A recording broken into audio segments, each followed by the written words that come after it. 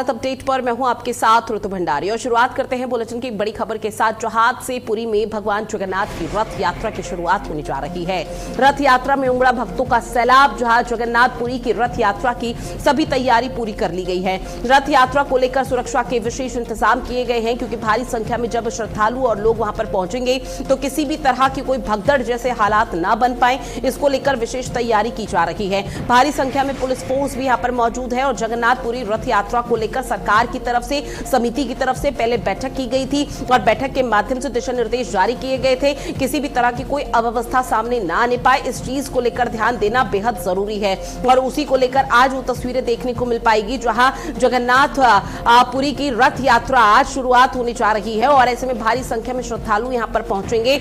रथ यात्रा के इस शुरुआत के दौरान, शुभारंभ के दौरान जब यात्रा में श्रद्धालुओं की उपस्थिति होगी तो इस दौरान किस तरह से चीजें सामने आती है, क्या कुछ व्यवस्थाएं यहां पर की गई है, क्योंकि सरकार और समिति की तरफ से जब बैठक की गई थी तो दिशा निर्देश विशेष तौर पर जारी किए गए थे कि भारी संख्या में यहां पर पुलिस बल तैनात रहे, आईटीबीएफ और सीआरपीएफ के जवान भी तैनात रहे, कोई अव्यवस्था का अंबार ना देखने को मिल पाए या भगदड़ जैसे हालात ना बने। और इनकेस अगर भगदड़ जैसे हालात बन जाते हैं, भीड़ यहां पर मैनेज नहीं हो पाती है और भारी संख्या में जो जवान वहां पर मौजूद रहेंगे उनसे, तो निश्चित तौर पर कोई ऐसा त्वरित एक्शन लिया जा सके जिसके माध्यम से यहां पर कोशिश ये रहे कि आम जनमानस को, श्रद्धालु या तीर्थ यात्रियों को कोई बड़ी असुविधा ना रहे। इसके साथ ही यहां पर भारी संख्या में चूंकि श्रद्धालु पहुंचेंगे तो निश्चित तौर पर यहां पर कई लोग अपनों से बिछड़ भी सकते हैं। इस तरह की जो खबरें हैं वो निश्चित तौर पर भीड़ वाली जगह से सबसे ज्यादा सामने आती है। उसको लेकर खोया पाया केंद्र बनाया गया है। चप्पे चप्पे पर प्रशासन की पैनी नजर है। सीसीटीवी कैमरे से लगातार निगरानी रखी जा रही है। एआई तकनीक से जो लैस तमाम यहां पर कैमराज हैं उससे भी लगातार नजर रखी जा रही है कि न सिर्फ अव्यवस्था बल्कि लोगों को परेशानी ना होने पाए, क्योंकि भारी संख्या में हुजूम यहां पर श्रद्धालुओं का देखने को मिलता है। और आज से पुरी में भगवान जगन्नाथ की रथ यात्रा की शुरुआत होने जा रही है। इसकी शुरुआत और इसके समापन में भारी संख्या में हुजूम यहां पर श्रद्धालु का उमड़ेगा। इस बीच रामपुर से एक बड़ी खबर। आजम खान की यूनिवर्सिटी पर अब नोटिस जारी हो चुका है। जौहर यूनिवर्सिटी के 38 भवनों पर अब बुलडोजर चलता हुआ नजर आएगा। आरडीए ने 38 अवैध भवनों को हटाने के निर्देश दे दिए हैं, जहां पर यूनिवर्सिटी में 82,000 वर्ग मीटर अवैध निर्माण का आरोप है। जौहर ट्रस्ट को भवन हटाने के लिए 20 दिन का समय मिला है, जहां पर अब प्रशासनिक अमले का बुलडोजर चलेगा। इसके साथ ही आपको बता दें, समय सीमा खत्म होने पर ध्वस्तीकरण की कार्रवाई की जाएगी। आरडीए के उपाध्यक्ष और डीएम रामपुर ने पारित किया है ये आदेश, जहां पर अब बहुत जल्दी जौहर यूनिवर्सिटी पर प्रशासनिक अमले का बुलडोजर चलता हुआ नजर आने वाला है। तो ये बड़ी खबर लगातार आप तक साझा कर रहे हैं। ये जौहर यूनिवर्सिटी आजम खान की है और अब इस पर प्रशासनिक अमले की नजर है, जहां प्रशासनिक अमला अब शिकंजा कसेगा और इस पर पीला पंजा चलता हुआ नजर आ सकता है। आपको बता दें ये रामपुर विकास प्राधिकरण यानी कि आरडीए ने यूनिवर्सिटी परिसर में बनी 40 में से 38 इमारत ऐसी है जहां पर अवैध घोषित कर दिए हैं और उनके ध्वस्तीकरण को लेकर आधिकारिक तौर पर आदेश जारी कर दिया गया है। महज 15 दिन का समय बचा हुआ है। 15 दिन के भीतर यहां पर एक बड़ा कार्रवाई की जाएगी, जहां पर जिला प्रशासन और आरडीए की तरफ से संयुक्त कार्रवाई कर यूनिवर्सिटी प्रबंधन को 15 दिन का समय दिया गया कि वो खुद इन अवैध ढांचों को या तो हटा लें, और ऐसा न करने पर 16वें दिन का वो समय होगा जब प्रशासन खुद मौके पर पहुंचेगा और बुलडोजर चलाकर इन्हें तोड़ देगा, ध्वस्त कर देगा। भले ही उसके बाद किसी भी तरह की स्थिति हो, प्रशासन को फर्क नहीं पड़ता है। हालांकि इस पूरे मामले को लेकर अब जोरों के साथ सियासत शुरू हो चुकी है। ऐसे में जिला अधिकारी और आरडीए उपाध्यक्ष अजय कुमार द्विवेदी के मुताबिक पूरी जांच में यह सामने आया कि 40 में से केवल 2 भवनों का ही नक्शा जिला पंचायत से पास कराया गया था। बाकी 38 इमारतें, बाकी 38 कमरों को लेकर कोई जानकारी प्रशासन के पास नहीं है, जहां 38 इमारतें बिना किसी मंजूरी और नियमों की अनदेखी करके बनाई गई है। और ऐसे में जांच में यह भी पाया गया कि 22 भवनों में आग से बचाव के पर्याप्त इंतजाम भी नहीं किए गए हैं। फायर विभाग के मानकों को दरकिनार कर पूरी यूनिवर्सिटी में सुरक्षा के नाम पर सिर्फ 2 फायर महज अब इंतजार किया जा रहा है 16वें दिन का, कि 16वें दिन किस तरह से चीजें यहां पर देखने को मिल पाएगी, क्योंकि 15 दिन का ही समय यहां पर दिया गया है कि 15 दिन तक यहाँ पर खुद जो कॉलेज के प्रबंधक है वो खुद से इसे अवैध रूप से जो घोषित 38 कमरों को किया गया है, 38 इमारतों को किया है, उसको खुद से हटा लें और खुद से एक्शन ले। अगर उनकी तरफ से कोई भी यहाँ पर कार्रवाई नहीं की जाती है तो 16वां दिन ऐसा होगा जब प्रशासनिक अमला खुद मौके पर पहुंचेगा और इन 38 इमारतों को ध्वस्त कर देगा। क्योंकि जो जानकारी अब तक सामने आई है उसमें ये बताया जा रहा है कि आजम खान की जौहर यूनिवर्सिटी को महज 2 इमारतों को ही प्रशासनिक अमले की तरफ से का नक्शा पास कराया गया था, लेकिन 38 इमारतों को लेकर कोई जानकारी प्रशासन के पास नहीं है। और जो अब यहां पर माना जा रहा है कि आजम खान की मुश्किलें निश्चित तौर पर बढ़ सकती हैं। इसकी जांच कराई गई थी। प्रथम दृष्टया ये संज्ञान में आया था कि भवन बिना मानचित्र स्वीकृति के बनाए गए हैं, जिसके क्रम में उनको नोटिस जारी किया गया था। उसी क्रम में उन्होंने अपने लिखित आपत्ति दर्ज कराई थी। इसके साथ ही आज दिनांक 15 जुलाई को उन्होंने प्रातः 11 बजे व्यक्तिगत सुनवाई का भी उनको अवसर दिया गया था, जिसमें उन्होंने अपना पक्ष रखा है। लिखित जो उन्होंने अपनी आपत्ति दर्ज कराई थी और जो मौखिक बयान दिया है उसका विश्लेषण करते हुए आरडीए इस निष्कर्ष पे पहुंचा है कि विश्वविद्यालय में 40 में से 38 भवन बिना मानचित्र स्वीकृत किए बनाए गए थे और उस क्रम में उन पर ध्वस्तीकरण का आदेश जो है पारित कर दिया गया है। और देखिए, जौहर यूनिवर्सिटी के 38 भवन ऐसे हैं, 38 इमारत ऐसी हैं जिसको बहुत जल्दी ध्वस्त कर दिया जाएगा। हरविंदर दिवाकर मेरे सहयोगी हमारे साथ रामपुर से जुड़े हुए हैं। हरविंदर, फिलहाल क्या जानकारी, क्योंकि अब जौहर यूनिवर्सिटी पर प्रशासन की पैनी नजर है, जहां पर 16वें दिन, अभी 15 दिन का समय दिया गया है कि कॉलेज, ये जो यूनिवर्सिटी के प्रबंधक है वो खुद से यहां पर एक्शन ले, वरना 16वें दिन प्रशासन यहां पर पहुंचेगा और ध्वस्त कर देगा 40 में से 38 इमारतों को।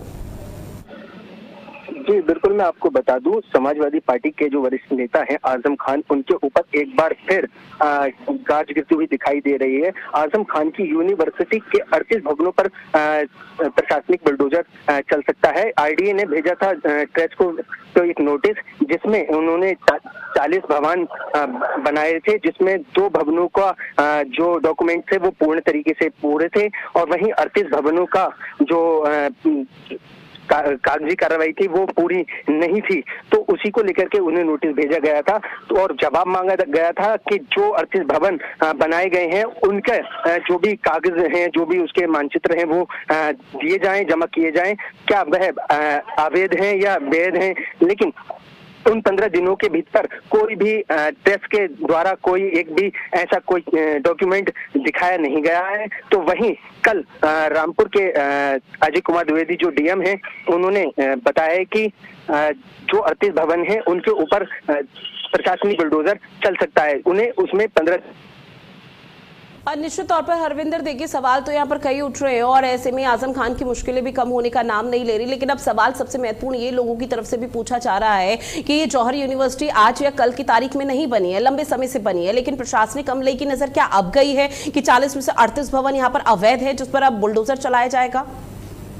जी बिल्कुल, आपको बता दूं, ये जो भवन बनाए गए थे इनकी सरकार में बनाए गए थे, जिसमें 2 भवनों का जो कागजी कार्रवाई थी वो इन्होंने नगर पालिका द्वारा पूर्ण करके दे दी थी। वहीं 38 भवनों का कोई भी इनका रिकॉर्ड उसमें नहीं दिया था। उसी को लेकर के आरडीए और रामपुर डीएम के पैनी नजर दिखाई दे रही है। तो उन्होंने उसी में उनसे वो जो 38 भवनों के जो कागज थे वो मांगे थे, जिसमें वो किसी तरीके से वो जमा नहीं कर पाए। तो इसीलिए उनके जो 38 भवन है उनके ऊपर बुलडोजर चलाया जाएगा। जी हरविंदर दिवाकर, आपने जानकारी को साझा किया उसके लिए बहुत शुक्रिया।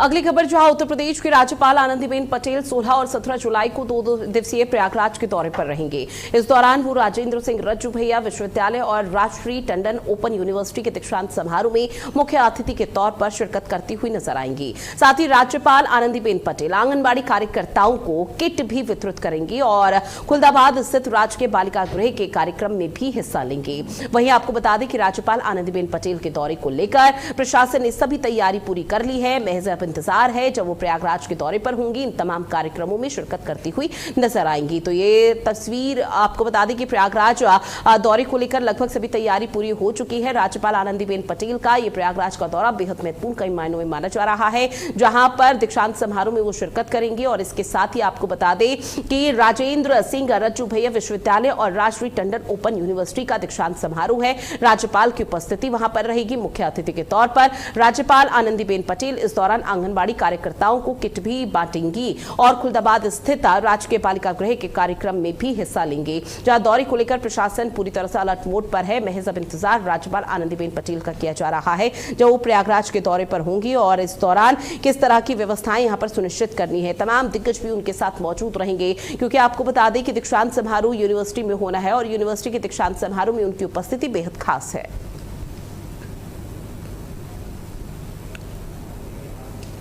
साथ ही वाराणसी के गंगा वरुणा एलिवेटेड कॉरिडोर परियोजना को केंद्र सरकार की कैबिनेट की मंजूरी मिलने के बाद बीजेपी महानगर कार्यालय में जश्न मनाया गया। गुलाब बाग स्थित कार्यालय में कार्यकर्ताओं ने ढोल नगाड़ों के साथ खुशी जताई है और एक दूसरे को मिठाई खिलाकर फैसले का भव्य स्वागत किया।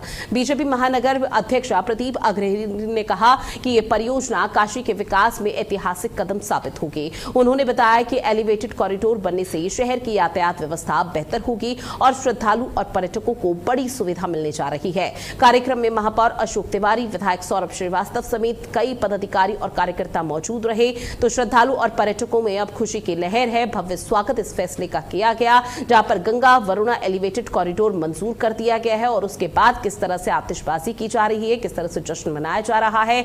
और इस दौरान कैबिनेट फैसले पर बीजेपी कार्यालय में भी जश्न का माहौल देखने को मिला। बीजेपी के कार्यकर्ताओं की भी उपस्थिति यहां पर रही और उन्होंने खुशी जाहिर की कि अब इससे न सिर्फ पर्यटकों को बल्कि श्रद्धालुओं को भी एक बहुत बड़ी सुविधा मिलने वाली है और ऐसे में ट्रैफिक की स्थिति से भी यहां पर निजात मिलती हुई नजर आएगी। कैबिनेट ने जैसे ही इस पूरे फैसले पर मुहर लगाई, उसके बाद ये बीजेपी कार्यालय की तस्वीरें आपकी टीवी स्क्रीन पर साझा कर रहे हैं, जहां पर न सिर्फ आतिशबाजी की गई, ढोल नगाड़ों की धुन पर नाच गाना भी हुआ। इसके साथ ही बीजेपी का झंडा लेकर नारे भी यहां पर लगाए गए और ऐसे में कहा गया कि जो सरकार की तरफ से फैसला लिया गया है, निश्चित तौर पर यह बेहतरी के प्रयास के लिए है। आगे आने वाले समय में और भी उचित कदम उठाए जाएंगे, जिसको लेकर लोगों को एक बहुत बड़ा फायदा हो। एलिवेटेड कॉरिडोर से अब जाम से राहत मिलती हुई नजर आएगी। इसको लेकर लगातार लोगों में खुशी की लहर देखने को मिल रही है।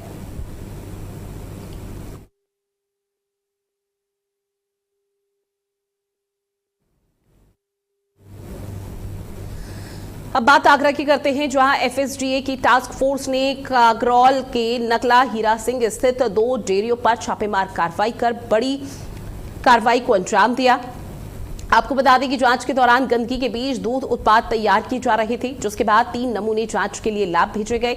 मिलावट की आशंका पर करीब 10.50 क्विंटल घी, जिसकी कीमत लगभग 6 लाख रुपए बताई जा रही है, सीज कर दी गई है। दोनों डेयरियों पर अब साफ सफाई में गंभीर खामियां मिलने पर नोटिस जारी किया गया। कार्रवाई की सूचना मिलते ही आसपास के कई डेयरी संचालकों ने अपने प्रतिष्ठान बंद कर दिए और अब हड़कंप की स्थिति डेयरी संचालकों के भीतर देखने को मिल रही है। तो आपको बता दें कि अब डेयरियों पर एफएसडीए की छापेमार कार्रवाई और शिकंजा कसा जा रहा है, जहां पर कई भारी अनियमितता देखने को मिली थी और जो अव्यवस्थाओं का अंबार था, उसको लेकर यह छापेमार कार्रवाई को अंजाम दिया गया है। और इस दौरान जब जांच की गई तो जांच के दौरान गंदगी के बीच दूध उत्पाद तैयार किए जा रहे थे, जिसके बाद 3 नमूने यहां पर लिए गए और जांच के लिए लैब भेज दिए गए हैं। अब मिलावट की आशंका पर करीब 10.5 क्विंटल घी, जिसकी कीमत लगभग 6 लाख रुपए मार्केट में बताई जा रही है, उसे सीज कर दिया गया।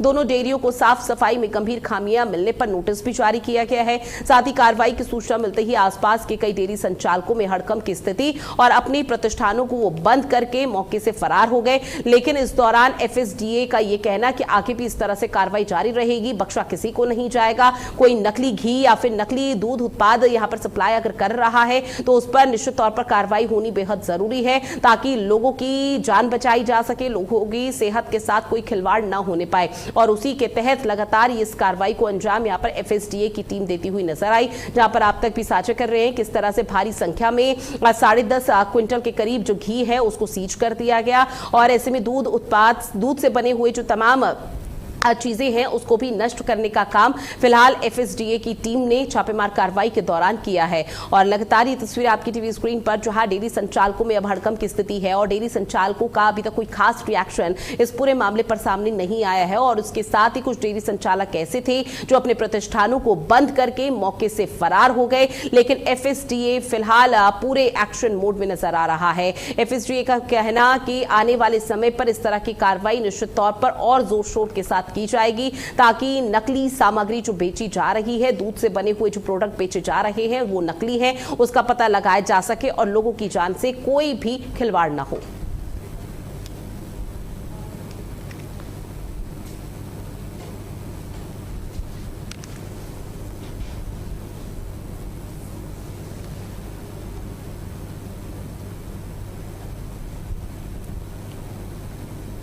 साथ ही लखनऊ पुलिस ने बच्चा चोरी करने वाले एक बड़े गिरोह का खुलासा करते हुए डॉक्टर समेत 5 आरोपियों को गिरफ्तार कर लिया है। पुलिस ने 1.5 साल की मासूम बच्ची को सकुशल बरामद कर लिया है। पुलिस के मुताबिक 13 जुलाई को फुटपाथ से बच्चे का अपहरण किया गया था और उसे 2.5 लाख रुपए में बेचने की तैयारी की जा रही थी। करीब 150 सीसीटीवी कैमरों की फुटेज और सर्विलांस की मदद से चौक पुलिस और डीसीपी वेस्ट की क्राइम टीम ने पूरे गिरोह को गिरफ्तार कर मामले का खुलासा किया।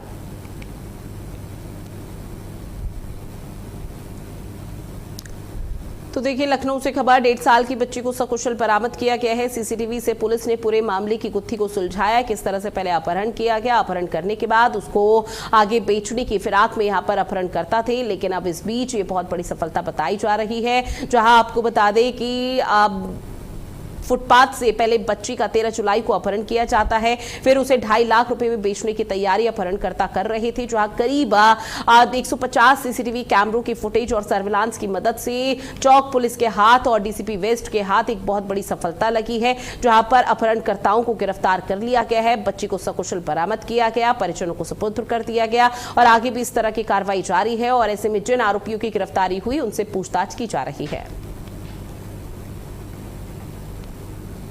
के बाद से टीमें सक्रिय रहीं और लगभग 150 सीसीटीवी फुटेज को किया गया, खंगाला गया, तो सारी चीजें जाके क्लियर हुई। एक एक चीज देखी गई कि कहां से ये कैसे उठाए हैं, किस रास्ते से ले गए हैं। दूसरा, इन रास्ते में ये जो मोबाइल से वार्ता कर रहे थे, तो हमारी सर्विलांस टीम भी सक्रिय हुई और पूछताछ उसके बाद से ये अभियुक्त पकड़े गए। पकड़ने के बाद से इसमें से 4 अभियुक्त जो घटना करने में जो शामिल थे, एक ऋषभ कश्यप, रोहित पासी और मोहम्मद सुल्तान और इरशाद, ये लोग घटना में थे। और कहानी ये रही कि एक श्याम जी यादव है जो बेसिकली ये जीएनएम किए हुए है, लेकिन अपने को डॉक्टर बताता है और पहले ये साई हॉस्पिटल यहाँ पे चलाता था अपने एक रिश्तेदार शेर सिंह के साथ। वहाँ कुछ डिस्प्यूट हो गया था तो वह हॉस्पिटल बंद हो गया था। उसके बाद से शेर सिंह को कोई बच्चा की आवश्यकता थी, उसने कहा था किसी बच्चे के प्रबंध करने के लिए, और श्याम सिंह ने फिर ये सुल्तान को ये 2.5 से 3 लाख रुपए में ये तय हुआ था कि कोई बच्चा ला करके देंगे। लेकिन उसके बाद ये लेके चले हैं तो पुलिस टीम सक्रिय हो गई। दूसरा, शेर सिंह ये चाहता था कि उसको कोई नवजात शिशु मिले जिससे कि उसको प्रूव करना घर में आसान रहे कि हमारा बच्चा है। तो ये 2 कारणों से ये फिर बच्चे को छोड़ के भाग गए और फिर उसके बाद से आज ये गिरफ्तार हुए हैं, इनको जेल भेजा जा रहा है। बाकी चीज़ों की भी जानकारी की जा रही है कि पूर्व में इनके द्वारा कौन कौन सी कितनी घटनाएं की गई, क्या इससे पूर्व भी बच्चे चोरी में शामिल रहे। आज सारी चीज़ों की अभी गहनता छानबीन की जा रही है। अभी इनको रिमांड पे लेकर के तदनुसार आवश्यक वैधानिक। साथ ही चंदौली पुलिस के हाथ एक बड़ी सफलता लगी है, जो है एसपी आकाश पटेल के निर्देश पर चलाए जा रहे अभियान के तहत चकिया पुलिस ने 25,000 रुपए के इनामी बदमाश रोहन पांडे को दिल्ली से आखिरकार गिरफ्तार किया है।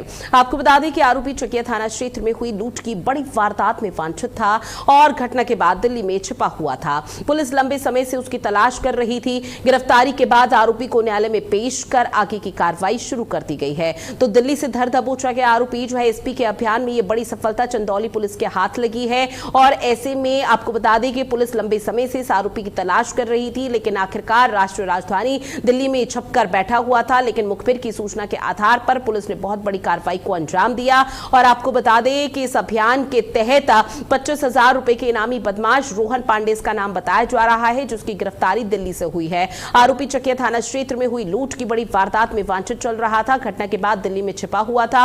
पुलिस लंबे समय से उसकी तलाश भी कर रही थी। गिरफ्तारी के बाद आरोपी को न्यायालय में पेश किया गया और आगे की जो कानूनी कार्रवाई है उसे शुरू कर दिया गया है। पूछताछ का सिलसिला शुरू कर दिया गया है और लूटपाट के मामले में जिसकी गिरफ्तारी हुई है, जिस आरोपी की, उसे पूछा यह भी जा रहा है पूछताछ के सिलसिले के दौरान कि उसके साथ क्या और भी अन्य साथी हैं और अगर हैं तो वो कहां छिपे हुए हैं, इसका पता लगाने की भी कोशिश की जा रही है। साथ ही कुशीनगर में जमीन के अधिकार को लेकर मुसहर दलित और गरीब परिवार की पद यात्रा शुरू हो चुकी है। 32 सालों से अपने पट्टे की जमीन पर कब्जे की मांग कर रही गरीब 800 परिवारों के समर्थन में पूर्व प्रदेश कांग्रेस अध्यक्ष अजय कुमार के नेतृत्व में यह यात्रा निकाली गई। आपको बता दें कि फाजिल नगर के चौरा बाजार से शुरू हुई ये यात्रा करीब 35 किलोमीटर का सफर तय करके जिला मुख्यालय रविंद्र नगर पहुंचेगी, जहां प्रदर्शनकारियों का कहना है कि जब तक उन्हें उनकी जमीन पट्टे नहीं मिल जाते, वापस दोबारा कब्जा नहीं मिलता, तब तक आंदोलन इसी तरह से जारी रहेगा। जहां ग्रामीणों का आरोप है कि दबंगों ने सालों पहले आवंटित जमीनों पर कब्जा कर रखा है और यह प्रदर्शन शुरू हो चुका है। 800 परिवार ये बताए जा रहे हैं जिला मुख्यालय तक प्रदर्शनकारी पहुंचेंगे अपनी मांगों को लेकर। कुशीनगर से ये यात्रा शुरू हुई। जमीन अधिकार पद यात्रा इसका नाम दिया गया है और कहा जा रहा है कि जब तक इनके पट्टे, इनकी जमीन जिस पर कब्जा किया है वो वापस नहीं मिल जाता, तब तक इसी तरह से इस तरह का जो प्रदर्शन है वो जारी रहेगा। तो आपको बता दें कि फिलहाल 800 परिवार धरने पर बैठे हुए हैं और न सिर्फ यहां पर अपनी मांगों को लेकर प्रदर्शन किया जा रहा है, बल्कि एक यात्रा की शुरुआत कर दी गई, जिसमें कुशीनगर में जमीन के अधिकार को लेकर मुसहर दलित और गरीब परिवारों की पदयात्रा शुरू हो गई है। 32 सालों से अपने पट्टे की जमीन पर कब्जे को लेकर लगातार वो मांग कर रहे थे। करीब 800 परिवारों के समर्थन में पूर्व प्रदेश कांग्रेस अध्यक्ष अजय कुमार के नेतृत्व में इस यात्रा की शुरुआत हुई। जमीन का पट्टा 1994 में हुआ।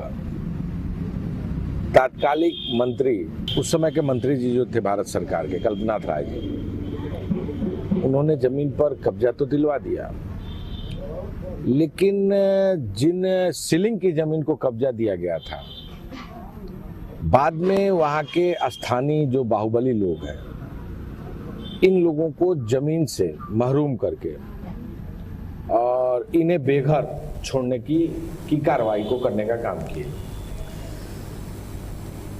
साथ ही झांसी पुलिस लाइन में तैनात उप निरीक्षक कमलेश कुमार की अचानक से तबियत बिगड़ने से उनका निधन हो गया है। परिजन उन्हें जिला अस्पताल लेकर पहुंचे, जहां डॉक्टर ने उन्हें मृत घोषित कर दिया। अब ऐसे में आपको बताते चले कि पोस्टमार्टम की कार्रवाई के बाद पुलिस विभाग ने उन्हें राजकीय सम्मान के साथ अंतिम विदाई भी दी। इस दौरान पुलिस पदाधिकारी और जवानों ने शोक सलामी देकर श्रद्धांजलि अर्पित की है। कमलेश कुमार ने साल 1989 में उत्तर प्रदेश पुलिस में अपनी सेवा की शुरुआत की थी और वर्तमान में रिजर्व पुलिस लाइन झांसी में उप निरीक्षक के पद पर वो तैनात थे, जिनका निधन हो गया और ऐसे में पुलिस ने उनको शोक सलामी दी है, अंतिम विदाई दी है।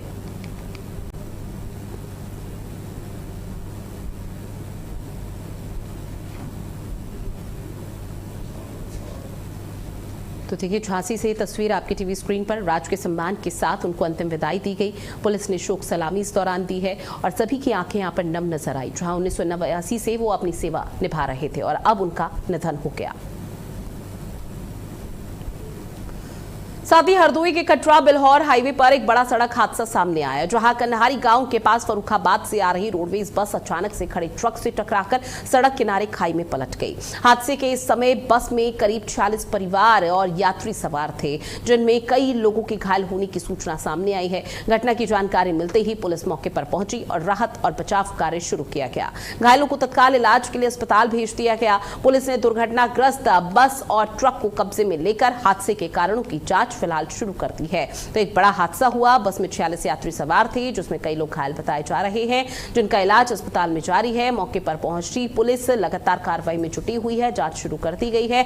हादसा किस वजह से हुआ ये पता लगाने की कोशिश की जा रही है, लेकिन प्राथमिकी जांच में फिलहाल तेज रफ्तार और जो सड़क पर यहां पर गड्ढे हुए हैं उसको लेकर यहां पर कारण बताया जा रहा है, जिसकी वजह से ये बड़ा हादसा हुआ। बस में जो 46 यात्री सवार थे वो गंभीर रूप से उनको चोटें आई हैं, वो घायल हैं, जिनको आनन फानन में ग्रामीणों की मदद से सीधा अस्पताल पहुंचाया गया और वहां पर उनका इलाज जारी है।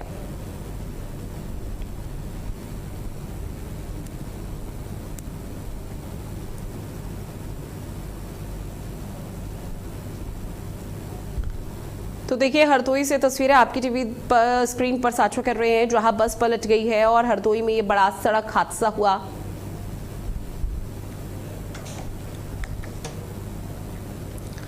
और चलिए इन्हीं तमाम खबरों के